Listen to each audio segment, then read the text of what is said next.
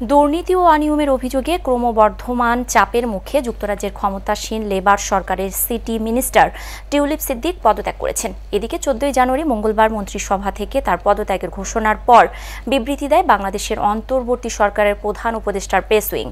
গত কয়েক সপ্তাহ ধরে টিউলিপ সিদ্দিকের দুর্নীতি ও অনিয়ম নিয়ে বাংলাদেশ ও যুক্তরাজ্যের সংবাদ মাধ্যমে ধারাবাহিক প্রতিবেদন প্রকাশিত হয়েছে।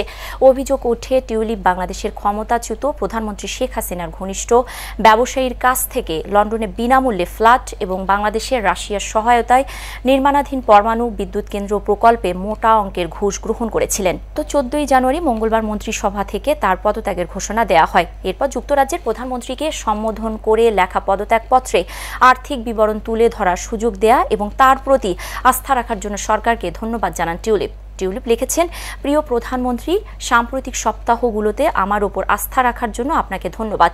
আমার অনুরোধে সাড়া দিয়ে দ্রুত এবং পুঙ্খানুপুঙ্খভাবে জবাব দেয়া, বর্তমান ও অতীত উভয় ক্ষেত্রেই আমার আর্থিক এবং জীবনযাত্রার মানের সম্পূর্ণ বিবরণ তুলে ধরার সুযোগ দেওয়ার জন্য আমি আপনার মন্ত্রী পর্যায়ের মানদণ্ড বিষয়ক স্বাধীন উপদেষ্টা স্যার লরি ম্যাগনাসের কাছে কৃতজ্ঞ।